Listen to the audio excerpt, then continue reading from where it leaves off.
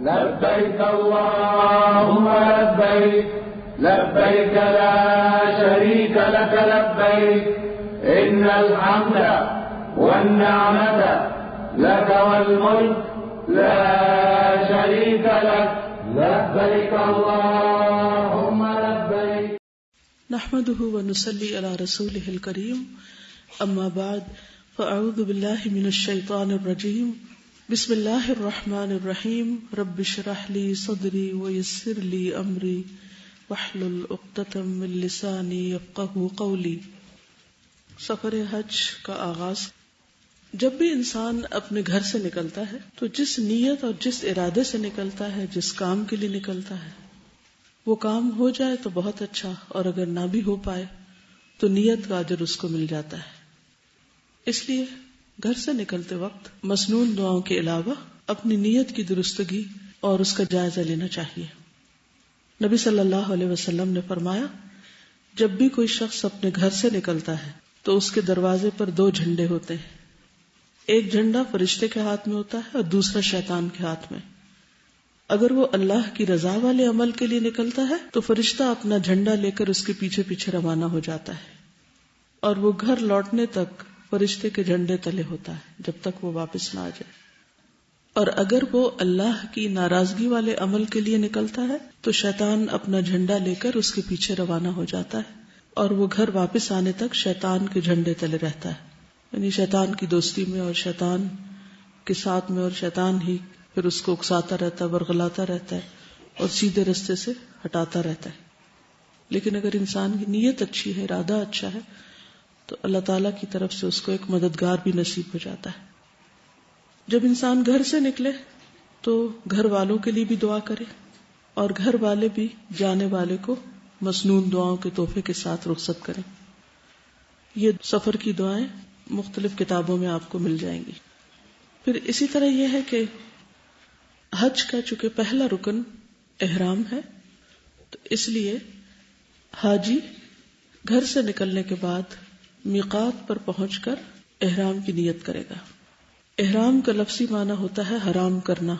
شریعت کے مطابق احرام کا معنی ہوتا ہے اپنے لیے بعض ایسی چیزوں کو حرام کرنا جو عام حالات میں حلال ہوتی ہیں یا مباح ہوتی ہیں. اور دراصل احرام حج یا عمرے کی نیت کرنے کے عمل کو کہتے ہیں. باقاعدہ انسان ایک طرح سے فارمل نیت کرتا ہے. الفاظ کون سے ہوتے ہیں؟ لبیک حجتن یا لبیک عمرتن. اور اگر قران ہو تو لبیک عمرتن و حجن، دونوں کا ہی.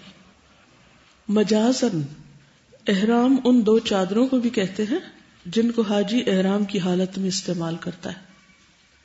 اسی لیے عام طور پر کیا کہتا ہے؟ کیا احرام خرید لیا؟ کیا احرام پہن لیا؟ تو یہ دراصل مجازی استعمال ہے، حقیقی معنی نہیں ہے. حقیقی معنی کیا ہے؟ احرام کے لیے چند حلال اور مباح چیزوں کو اپنے اوپر حرام کرنا، حج یا عمرے کی باقاعدہ نیت کرنا. کچھ کام احرام سے قبل کرنے کے ہوتے اور کچھ احرام کے حالت میں. جب سفر کا ارادہ ہو تو نکلنے سے پہلے کچھ ضروری کام کر لینے چاہیے. مثلا اپنی جسمانی صفائی، ناخن کاٹنا، مونچھیں تراشنا، جسم کے زائد بال صاف کرنا، تاکہ پوری طہارت کا اہتمام ہو. انسان ایک عبادت کی ادائیگی کے لیے جا رہا ہے، لہذا بہت ضروری ہے کہ وہ صاف ستھری حالت میں ہو، خود کو بھی اذیت نہ ہو اور دوسروں کو بھی اذیت نہ دے. تو نبی صلی اللہ علیہ وسلم نے کیا فرمایا کہ حیض اور نفاس والی عورتیں جب میقات پر آئیں تو غسل کر کے احرام باندھ لیں اور حج کے تمام ارکان ادا کریں سوائے طواف کعبہ کے. یعنی پیریڈز کی حالت میں باقی تمام مناسک ادا کیے جا سکتے ہیں لیکن صاف ستھری ہو جائیں. سنن نبی داؤد کی روایت ہے. عائشہ رضی اللہ تعالی عنہا بیان کرتی ہیں کہ اسماء بنت امیس رضی اللہ عنہا نے شجرہ کے مقام پر یعنی ذوالحلیفہ میں محمد بن ابی بکر کو جنم دیا تو رسول اللہ صلی اللہ علیہ وسلم نے ابو بکر رضی اللہ عنہ کو حکم دیا کہ وہ انہیں غسل کر کے احرام باندھ دینے کا حکم دیں. صحیح مسلم کی روایت ہے. اس سے کیا پتہ چلتا ہے؟ کہ صرف پیریڈز میں نہیں بلکہ بچے کی پیدائش کے بعد بھی نہا لینا چاہیے. اگر آپ سمجھتے ہیں کسی تجربے یا کسی ڈاکٹر کی ایڈوائس کے مطابق آپ کو نہانا واقعی تکلیف دہ آپ کے لیے ہے یا آپ کو تکلیف دیتا ہے, تو اس صورت میں آپ گیلے تولیے سے اپنے آپ کو صاف کر لیں. کوئی اور طریقہ اختیار کر لیں, آلٹرنیٹ طریقہ. خوشبو لگانا. عائشہ صدیقہ رضی اللہ تعالی عنہا فرماتی ہیں کہ میں رسول اللہ صلی اللہ علیہ وسلم کو احرام باندھنے سے قبل اچھی طرح خوشبو لگاتی تھی, پھر آپ احرام باندھتے. آپ کو لگاتی تھی, کپڑوں کو نہیں. اب یہ یاد رکھیے. عائشہ صدیقہ رضی اللہ تعالی عنہا فرماتی ہیں کہ رسول اللہ صلی اللہ علیہ وسلم محرم ہے, یعنی احرام کی حالت میں, اور گویا میں آپ کی مانگ میں خوشبو کی چمک دیکھ رہی ہوں.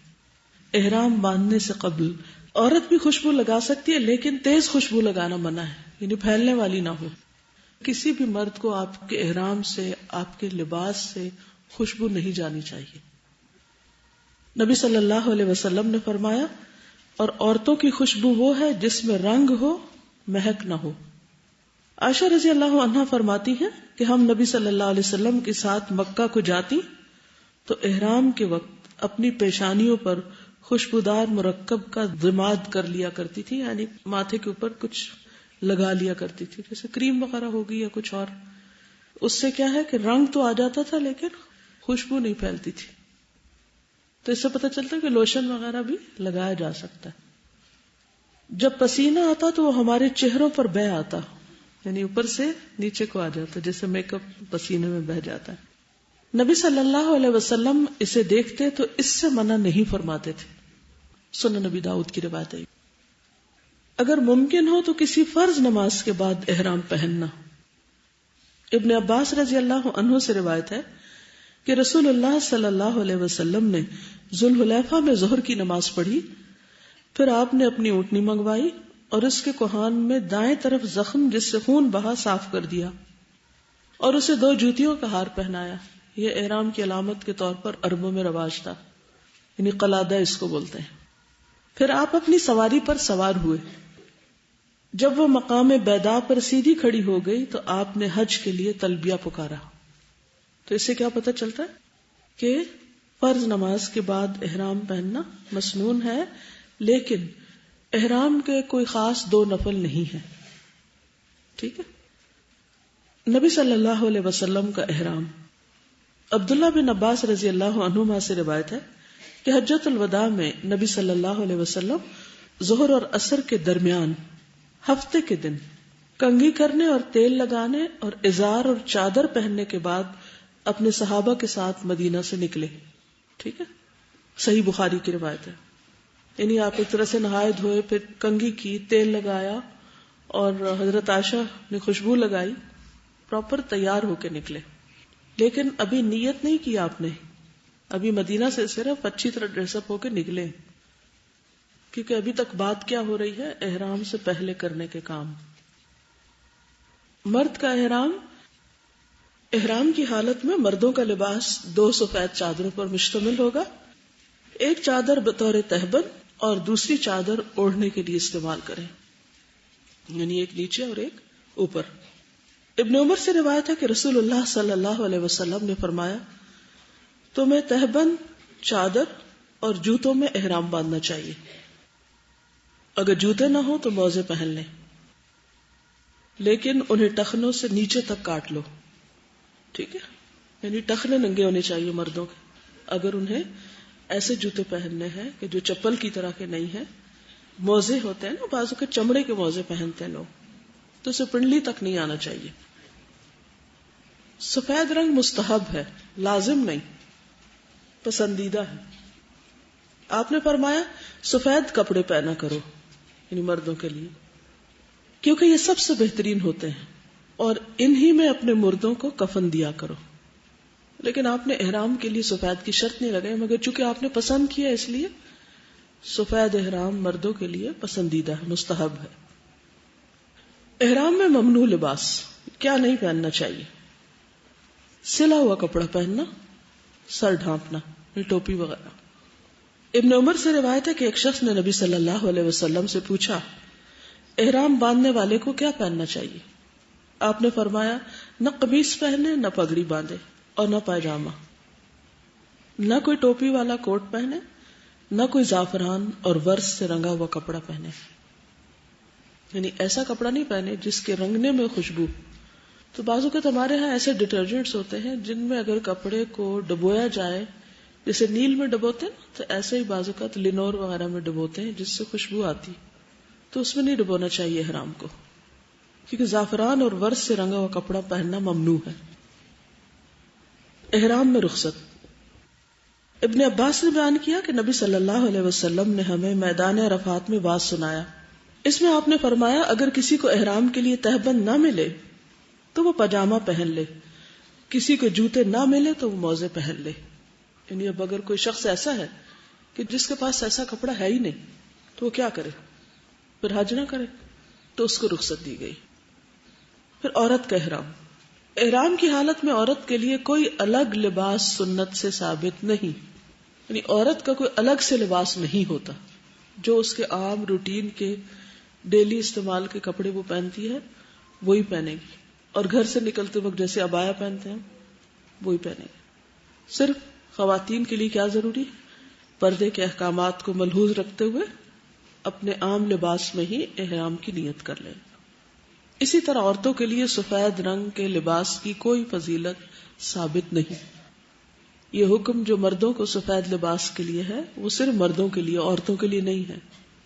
عام طور پہ دیکھنا ہے کہ خواتین بھی سفید رنگ کا احرام کے کپڑے سلواتی، اور اگر گرمیوں میں عمرہ کرنے جا رہی ہوں تو پھر لون کا سلواتی. بعض خواتین باریزے کا بھی سلوا لیتی.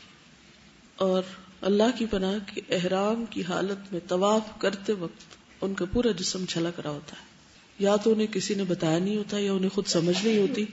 تو اس سے بچنا چاہیے، بلکہ دوسروں کو بتانا بھی چاہیے.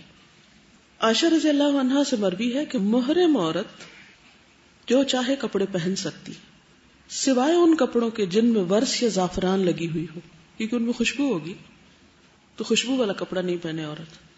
ایک عورت نے حضرت عائشہ سے پوچھا احرام والی عورت کون سا لباس پہنے؟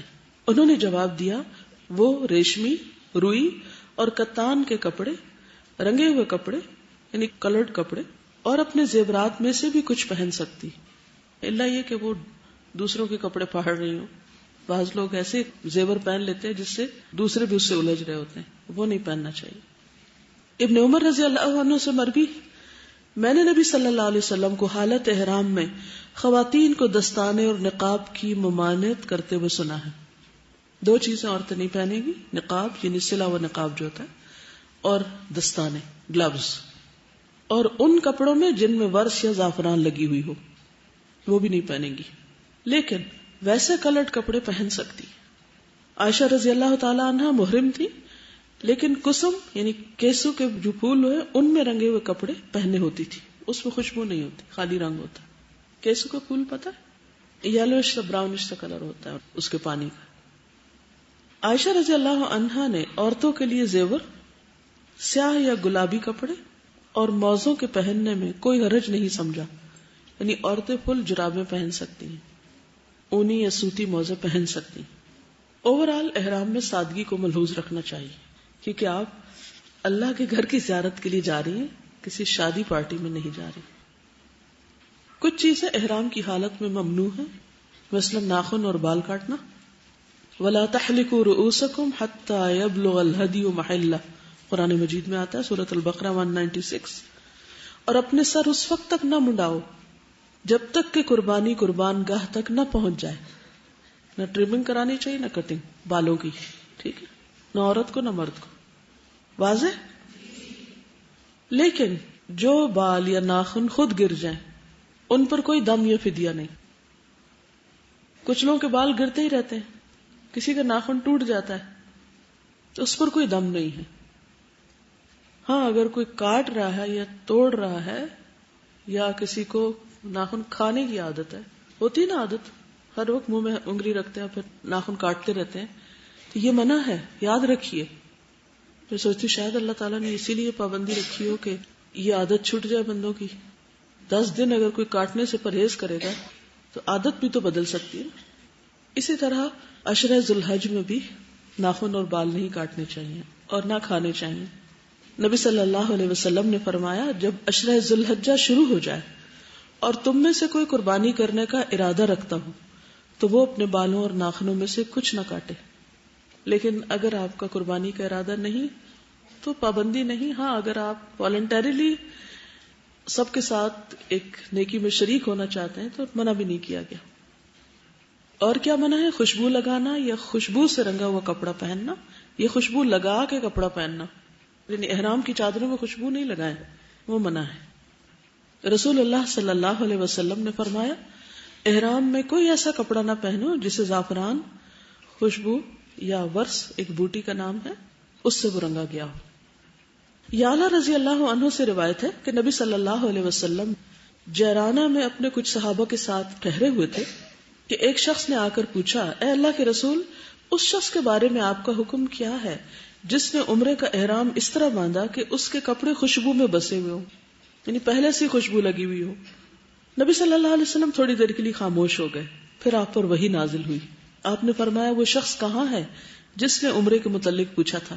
وہ شخص حاضر کیا گیا تو آپ نے فرمایا جو خوشبو لگا رکھی ہے اسے 3 مرتبہ دھو لو اور اپنا جبہ اتار دو.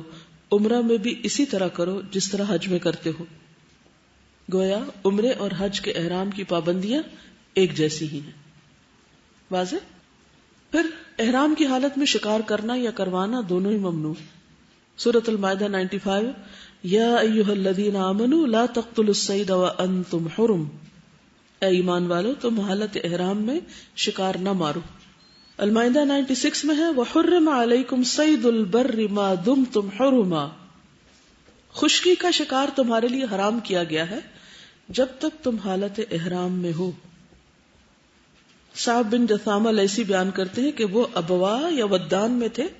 انہوں نے رسول اللہ صلی اللہ علیہ وسلم کو ایک گورخر کا نیل گائے کا تحفہ دیا. آپ نے واپس کر دیا.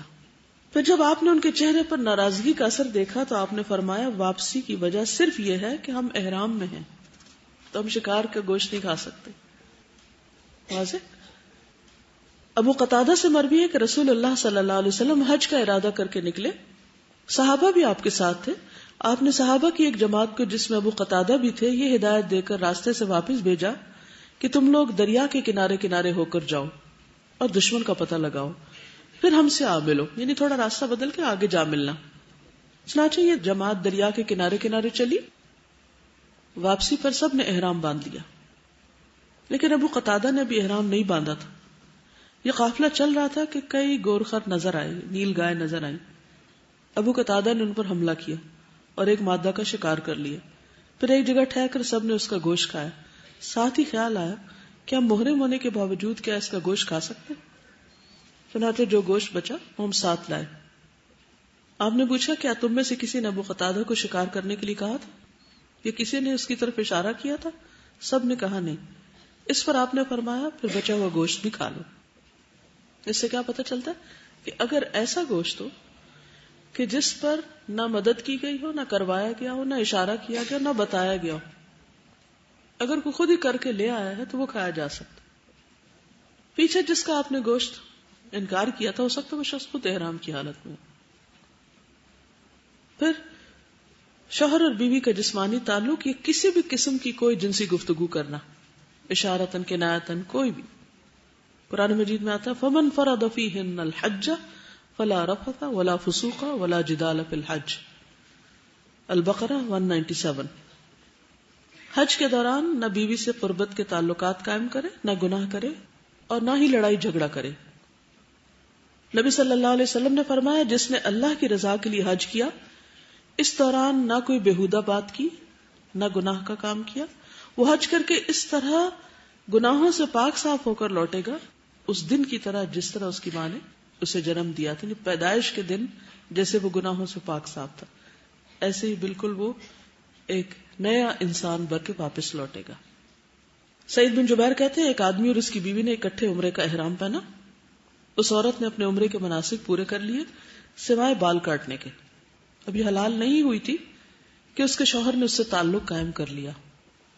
ابن عباس سے اس مسئلے کے بارے میں پوچھا گیا تو انہوں نے بتایا کہ ایک اونٹ یا گائے یا بکری ذبح کرو.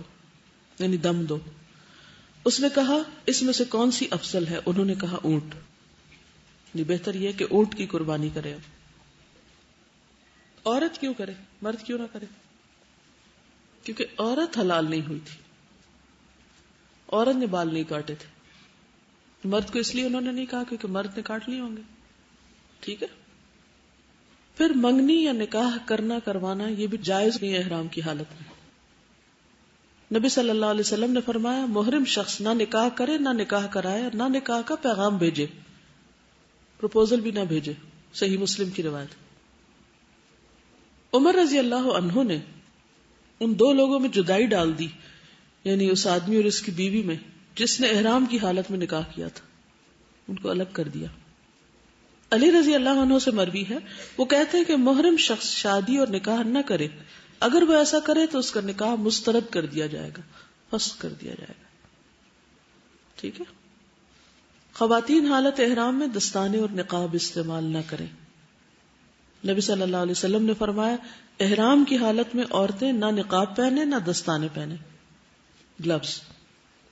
عائشہ رضی اللہ عنہ فرماتی ہیں وہ نقاب نہ کرے، ناک اور چہرے پر کپڑا نہ باندھے، یعنی یوں کر کے باندھے نہیں، اگر چاہے تو چہرے پہ کپڑا لٹکا سکتی ہے. واضح؟ ٹچ کرنے سے کچھ نہیں ہوتا، باندھنا منع ہے، پن اپ کرنا منع ہے، اور جہاں آدمی نہ ہو وہاں کچھ بھی ڈالنے کی ضرورت نہیں. اچھا، کچھ خواتین رات کو سوتے وقت بھی وہ اپنا جو باندھتی ہیں نا ایک دفعہ اسکارف یا جو بھی، وہ اتارتی نہیں ہیں. وہ سمجھتے ہیں اسکارف یا اس کلاک کا نام احرام ہے اور یہ تو ہر حال میں پہنے رکھنا ہے دن رات کو. مسے کے بغیر تو وضو ہی نہیں ہوتا اور وضو کے بغیر نماز نہیں ہوتی. تو آپ سوچیے کہ کتنی مشکل میں ڈالتے ہیں اپنے آپ. تو مردوں کے سامنے آنے یا گزرنے کی صورت میں خواتین چہرہ ڈھانپ سکتی ہیں. فاطمہ بنت منذر بیان کرتی ہیں کہ ہم حالت احرام میں اپنے چہرے ڈھانپا کرتی تھی اور اسماء بنت ابی بکر بھی ہمارے ساتھ ہوتی تھی. جب حضرت عائشہ کی بات کی جاتی ہے تو بعض لوگ کہتے ہیں کہ وہ تو ازواج مطہرات میں سے تھی اور ان پر تو فرض تھا، لیکن یہ فاطمہ بنت منذر ہیں، ان پہ نہیں ہے وہ پابندی جو ازواج مطہرات پر ہے. لیکن یہ حالت احرام میں کپڑے سے اپنے چہرے کو ڈھانپتی تھی، اور حضرت اسماء بنت ابی بکر بھی. ایک اور روایت میں ہے اسماء بنت ابی بکر کہتی ہیں ہم حالت احرام میں مردوں سے اپنا چہرہ ڈھانپتی تھی. حالت احرام میں مردوں کا دایاں کندھا ننگا رکھا جائے گا. اس کو کیا بولتے ہیں؟ استباع. یہ صرف طواف قدوم کے وقت ہوتا ہے، سارا وقت نہیں. باقی اوقات خصوصاً نماز میں کندھا ننگا نہ رکھا جائے. یعلا رضی اللہ عنہ سے روایت ہے کہ نبی صلی اللہ علیہ وسلم نے استباع کی حالت میں طواف قدوم کیا اور آپ کے بدن پر ایک چادر تھی. آدمی لوگ جب احرام پہنتے ہیں تو ایک کندھا ننگا رکھتے ہیں. یہ صرف طواف قدوم، یعنی جب مکہ میں انٹر ہو تو پہلا طواف کرے اس وقت یہ کرنا چاہیے. نمازوں میں کندھے نہیں ننگے ہونے چاہیے. رسول اللہ صلی اللہ علیہ وسلم نے فرمایا کسی شخص کو بھی ایک کپڑے میں نماز اس طرح نہ پڑھنی چاہیے کہ اس کے کندھوں پر کچھ بھی نہ ہو. احرام کی حالت میں کچھ جائز امور بھی ہیں، کچھ چیزیں نہیں کر سکتے اور کچھ کر بھی سکتے ہیں. تو وہ کون سی ہے؟ غسل کرنا، سر دھونا. احرام میں کہیں بھی غسل پر پابندی نہیں، کپڑے بدلنے پر پابندی نہیں. خواتین چاہیں تو صبح شام کپڑے بدلیں. اسی طرح مرد حضرات اگر اسپیئر ہے ان کے پاس چادریں تو وہ اس کو چینج کر سکتے ہیں. عبداللہ بن حنین بیان کرتے ہیں کہ عبداللہ بن عباس اور مسور بن مخرمہ کا مقام ابوا میں ایک مسئلے پر اختلاف ہوا. عبداللہ بن عباس نے مجھے ابو ایوب رضی اللہ عنہ کے ہاں مسئلہ پوچھنے کے لیے بھیجا. جب میں ان کی خدمت میں پہنچا تو وہ کنویں کی دو لکڑیوں کے بیچ میں غسل کر رہے تھے. ایک کپڑے سے انہوں نے پردہ کر رکھا تھا. میں نے پہنچ کر سلام کیا. انہوں نے پوچھا کون ہو؟ میں نے عرض کی عبداللہ، آپ کی خدمت میں ابن عباس نے بھیجا ہے یہ دریافت کرنے کے لیے کہ احرام کی حالت میں رسول اللہ صلی اللہ علیہ وسلم سر مبارک کس طرح دھوتے تھے. احرام میں آپ سر کس طرح دھوتے تھے؟ یہ سن کر انہوں نے اپنے کپڑے پر جس سے پردہ کیا ہوا تھا ہاتھ رکھ کر اسے نیچے کیا. اب ان کا سر دکھائی دے رہا تھا. جو شخص ان کے بدن پر پانی ڈال رہا تھا اسے انہوں نے پانی ڈالنے کے لیے کہا. اس نے ان کے سر پہ پانی ڈالا. پھر انہوں نے اپنے سر کو دونوں ہاتھوں سے ہلایا، دونوں ہاتھ آگے لے گئے، پھر پیچھے لائے، فرمایا میں نے رسول اللہ صلی اللہ علیہ وسلم کو احرام کی حالت میں اسی طرح کرتے دیکھا تھا، یعنی نہاتے وقت سر کو آگے پیچھے کر کے دھویا۔ ابن عباس فرماتے ہیں کہ عمر رضی اللہ عنہ نے مجھ سے کہا جبکہ ہم مقام جوحفہ میں حالت احرام میں تھے، آؤ میں تم سے مقابلہ کروں، ہم میں سے کون ہے جس کا پانی میں سانس لمبا ہے؟ ابن عباس رضی اللہ عنہ نے فرمایا محرم شخص غسل کے لیے حمام جا سکتا ہے۔ حمام جا سکتا ہے سے مراد یہ کہ جہاں حاجی لوگ اکٹھے ٹھہرے ہوتے ہیں وہاں ہر ایک کے کمرے کے ساتھ اٹیچڈ بعض اوقات نہیں ہوتا، تو ایسی جگہ ہوتی ہیں جو نہانے کے لیے مخصوص ہوتی ہیں، تو وہاں پر جا سکتے ہیں۔ اب آپ پوچھ رہے ہوں گے کہ اگر وہاں سوئمنگ پول ہو تو کیا سوئمنگ بھی کر سکتے ہیں؟ کر سکتے ہیں، کیونکہ کہیں منع نہیں کیا گیا، کیونکہ حضرت عمر نے ان سے کہا کہ دیکھتے ہیں کہ ہم میں سے کس کا پانی میں سانس لمبا ہے، تو اس سے کیا پتہ چلتا ہے پانی میں سانس کس کا لمبا ہو سکتا ہے؟ جو پانی کے اندر ہو۔ عورت کا سر کے بال کھولنا اور کنگھی کرنا۔ عائشہ رضی اللہ تعالی عنہ فرماتی ہیں کہ میں مکہ آئی تو حیض کی کیفیت میں تھی، میں نے بیت اللہ کا طواف نہیں کیا، نہ صفا مروہ کی سعی کی۔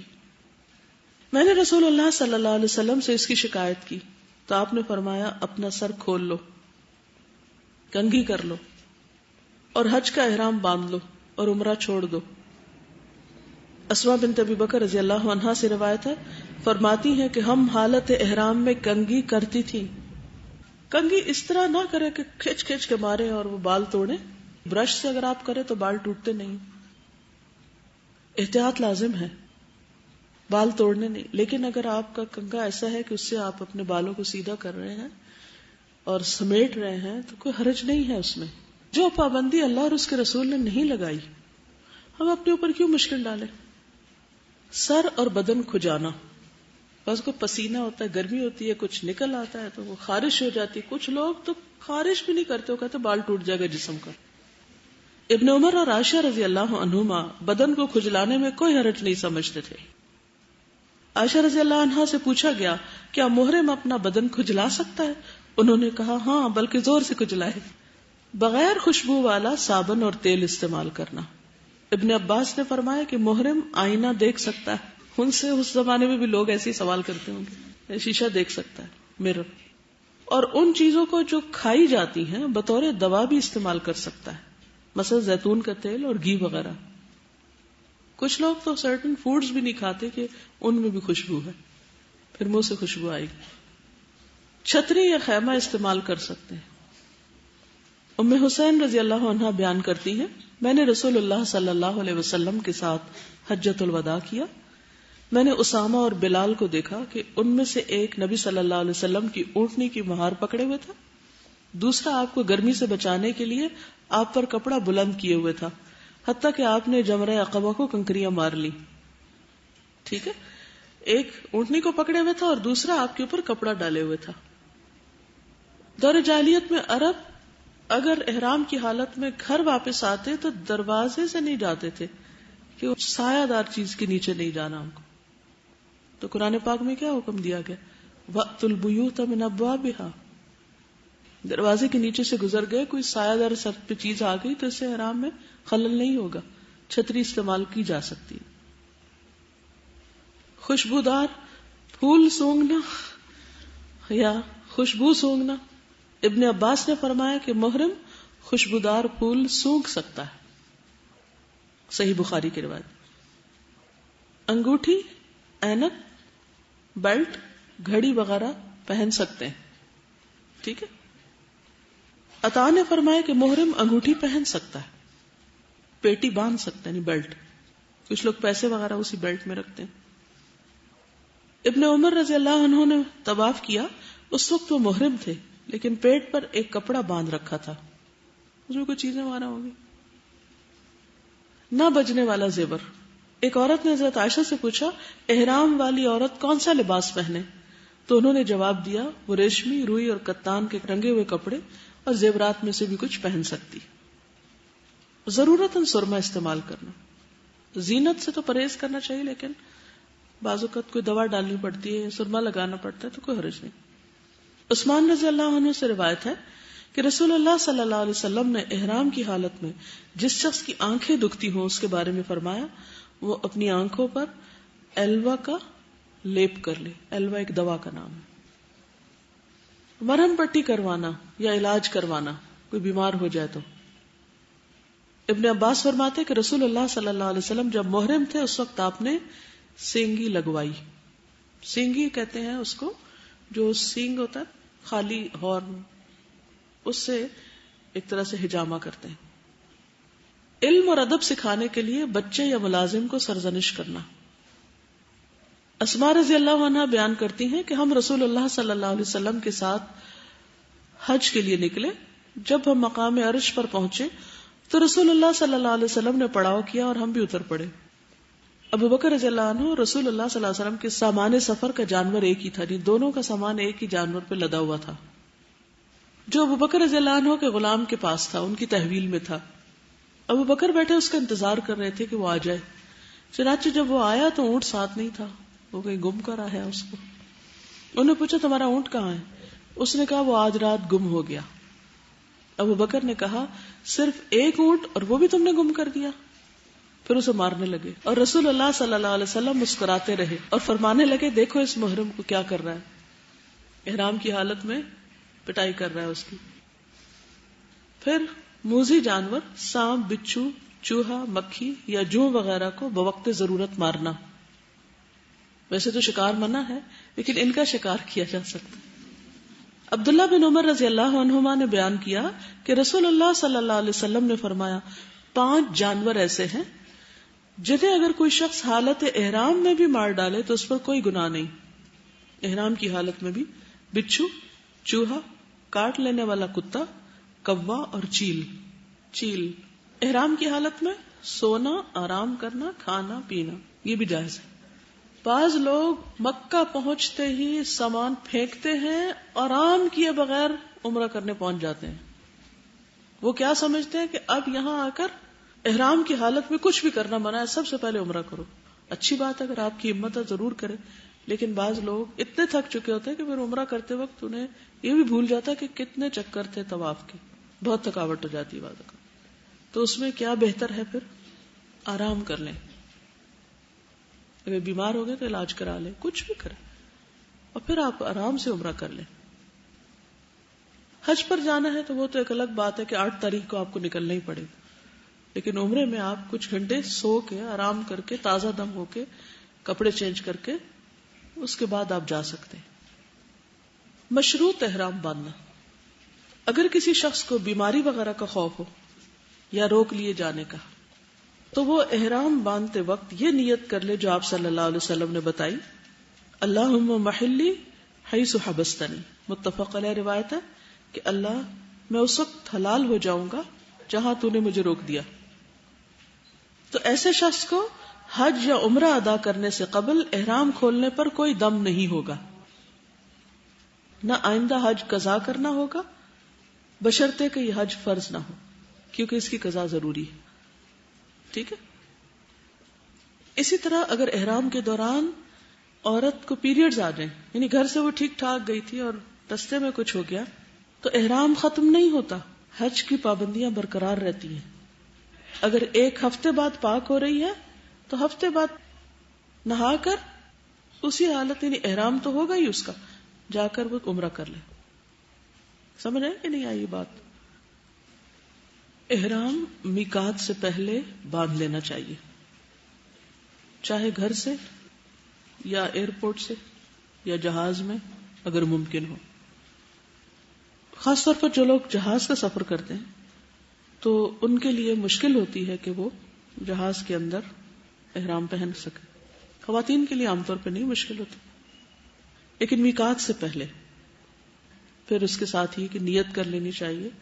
اور بعض اوقات یہ ہے کہ اگر میقات سے پہلے نیت نہیں کی, احرام نہیں پہنا, تو مشکل ہو جائے گی, کیونکہ یہ حج کا ایک رکن ہے احرام. خواتین کے لیے پہلے بھی بات ہوئی تھی کہ کوئی خاص لباس نہیں ہے, لیکن ایک چیز جو بہت فائدہ دیتی ہے, جو میرے ذاتی تجربے میں ہے, کہ اگر نیچے کوئی ایسا چھوٹا سا رومال سا آپ باندھ لیں بالکل نرم ململ کا, تو اس سے بال باہر نہیں نکلتے. کچھ خواتین احرام بھی پہنا ہوتا ہے اور لٹیں یہاں سے ادھر سے ادھر سے نکل رہی ہوتی ہیں. تو ایک آپ احرام پہنے وہ اوپر سے حرام کام کر رہے ہیں بال دکھا کے. بازو کا سی تھرو ہوتا ہے تو بال جھلک رہے ہوتے ہیں. تو اگر ایک رومال اچھی طرح باندھ لیا جائے تو اس سے بہت آسانی ہو جاتی ہے. لیکن سر کا مسح کرتے وقت اس رومال کو ہٹانا ہوگا. یا پھر ایک اور صورت کہ سر پر آپ کوئی جیل وغیرہ لگا لیں جس سے بال جو ہے وہ ایک طرف کو چپک جائیں, باہر نہ نکلیں. جن مردوں کے بال بھی لمبے ہوں, کئی لوگ لمبے بال رکھتے ہیں, تو ان کے لیے مسنون ہے کہ سر پہ کوئی چپکنے والی چیز لگا لیں تاکہ بال جمے رہیں. اس عمل کو تلبید کہتے ہیں. تلبید. ٹھیک ہے, آج کے لیے اتنا ہی کافی ہے. اب اجازت. سبحانک اللہم و بحمدک اشہد ان لا الہ الا انت استغفرک و اتوب الیک. السلام علیکم و رحمۃ اللہ وبرکاتہ. والنعمة لك والملك لا شريك لك لبيك اللهم لبيك لا شريك لك لبيك إن الحمد والنعمة لك والملك لا شريك لك لبيك اللهم لبيك لا شريك لك لبيك إن الحمد والنعمة لك والملك لا شريك لك لبيك اللهم لبيك لا شريك لك لبيك إن الحمد والنعمة لك والملك لا شريك لك لبيك اللهم لبيك لا شريك لك لبيك إن الحمد والنعمة لك والملك لا شريك لك لبيك اللهم لبيك لا شريك لك لبيك إن الحمد والنعمة لك والملك لا شريك لك لبيك اللهم لبيك والنعمة لك والملك لا شريك لك لبيك اللهم لبيك لك لبيك إن الحمد والنعمة لك والملك لا شريك لك لبيك اللهم لبيك إن الحمد والنعمة لك والملك لا شريك لك لبيك اللهم لبيك